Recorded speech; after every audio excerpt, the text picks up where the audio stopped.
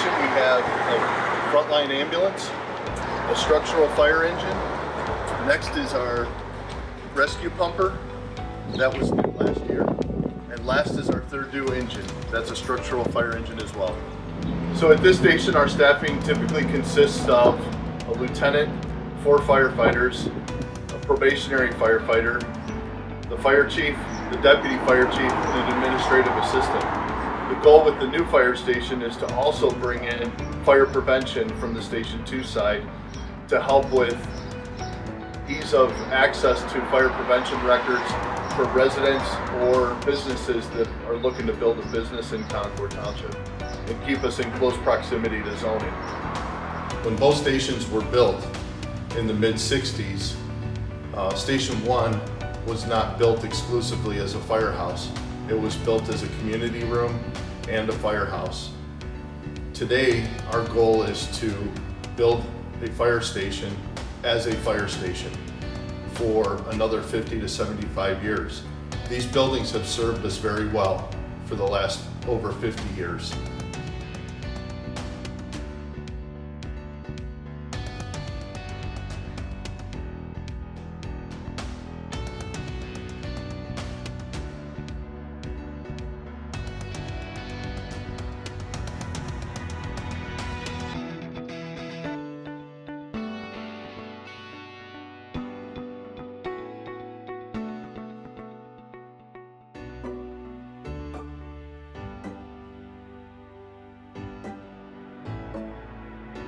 So just like Station 2, Station 1 has a fitness room. It's very limited in size.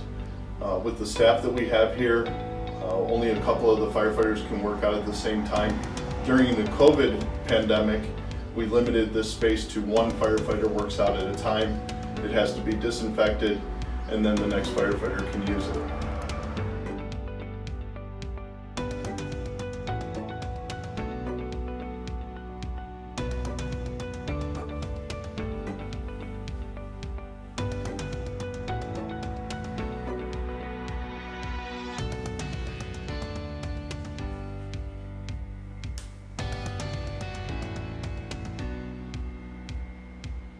This is our watch office. This is normally where the lieutenants will do their paperwork. That's where they get their mail. They'll do a shift briefing a lot of times down here. Any notices that they need to be made aware of are up on the boards. This is the lieutenant's quarters.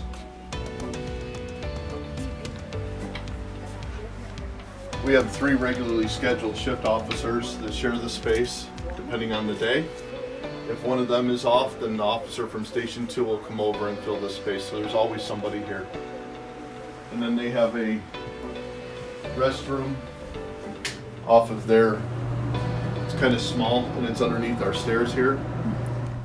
So the latest plans for Station 1 have the firefighters living and working on the same level, so they don't have to navigate stairs in the middle of the night.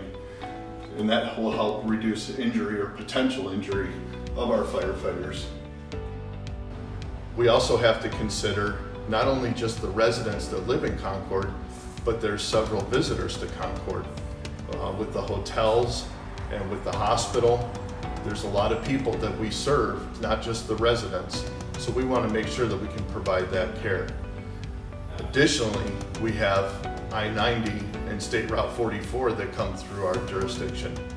So those are travelers that are coming through, and we've seen firsthand the impact of those highways over the years.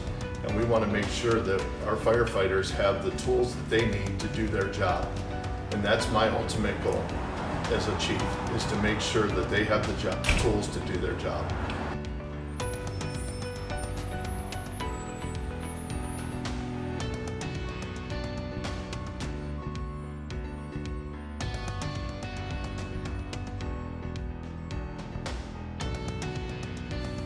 So we're back inside Station 1. Behind me is 1375, our new rescue pumper that responds on I-90, anywhere where we have a crash, a vehicle crash. It also has our heavy rescue equipment, our rope rescue equipment, and all that, the tools that we need for specialty rescue. So So this is our Cascade system that we use to fill the air bottles that the firefighters will wear on their backs to breathe during a fire. This was purchased off of a grant from FEMA, Assistance to Firefighters grant, several years ago. The issue with this is it's nice to have, but it's drawing air in from this space. So it's not drawing clean outside air in. The firefighters will come in and fill the bottles, and they'll show you that here in a little bit. And then we have a little workbench for air pack maintenance. One of our guys is certified to work on these air packs as much as he can before we send them out. So that saves us a little bit of money to do as many repairs in-house as we can.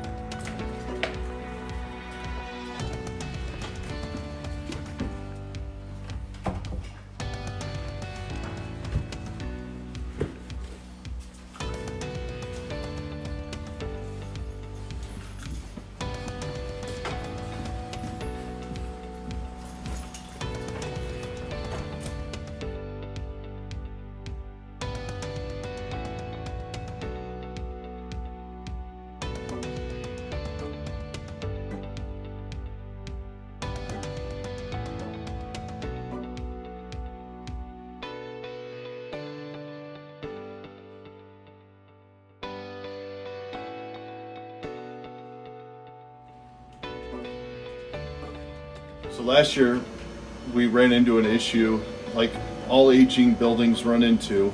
We had a roof leak. We had several spots throughout the station.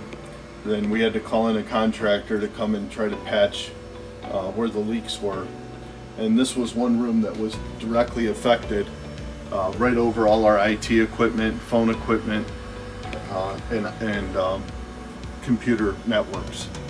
So this was a challenge for us to get this handled quickly and as cost efficiently as we could. When we have to deploy this squad, normally it's parked back in the service department because we don't have anywhere else to put it. This gate is normally closed after hours, so if the gate's closed, we have to wait for that gate to open.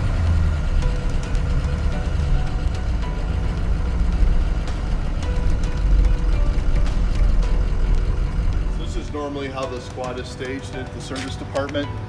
For us to get from station one, at station one we have to grab the key for the building, come back through that locked gate, through a locked door, unarm the security system, come through the building, open this door, then we can deploy the squad.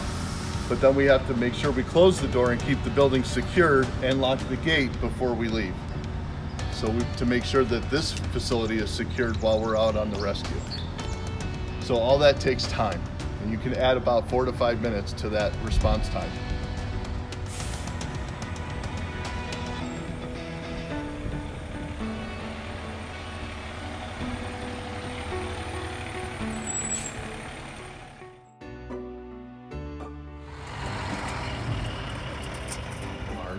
This is where we keep a lot of our extra equipment that we don't need immediately.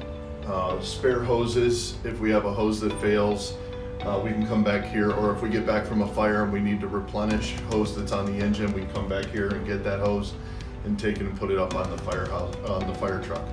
A lot of our hazmat equipment is stored down here. We used to keep more down here, but because it is a barn, it's subject to mice and rodents and stuff like that, that has a negative impact on our equipment and ends up costing us money.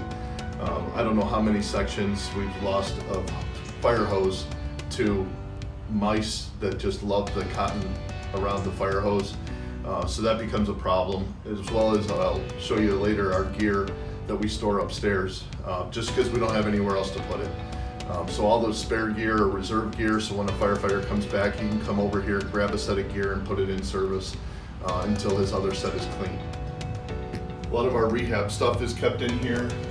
This is the only bay in this building that's heated, aside from upstairs where the community center or community day equipment is stored. So here we're inside of the Red Barn where we store a lot of our training props. Every year the firefighters go through a series of evolutions to help them perfect their skill. We have everything from a meter pulling station for electric, training firefighters how to turn off gas meters, forcible entry door. So we have basically roof joists that go up and they put on new sheets of plywood, and then they can put a ladder up there and practice vertical ventilation. This is called the Denver drill. So this allows the firefighters to practice if there's a firefighter down inside of a window.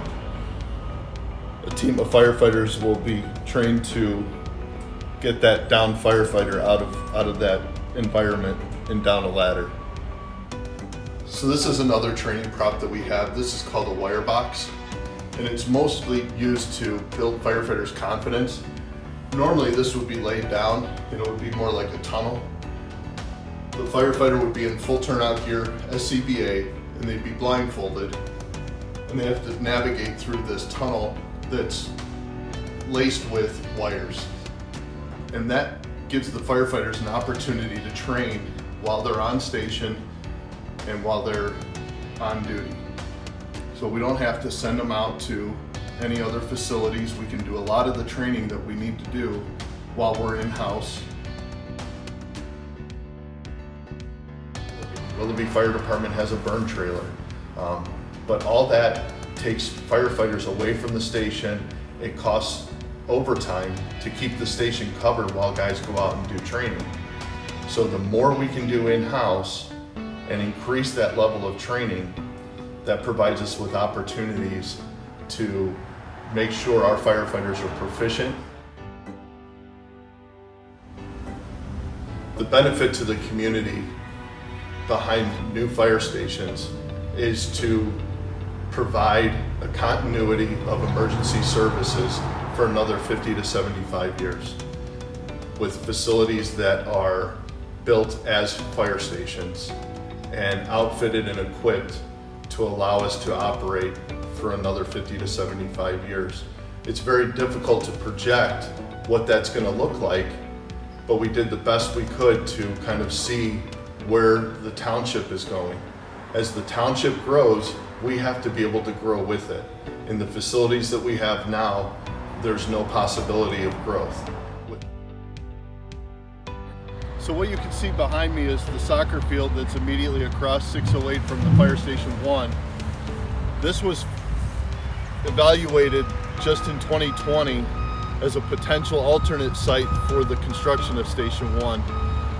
The original plans that were developed back in 2019 had the fire station being built over on the parking lot area behind Town Hall.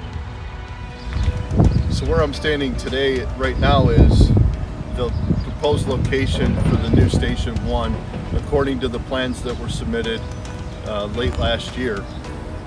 This is one of two locations. We had talked about the soccer field earlier this year as being a possible location, but this is the actual location where Station 1 was set to be built.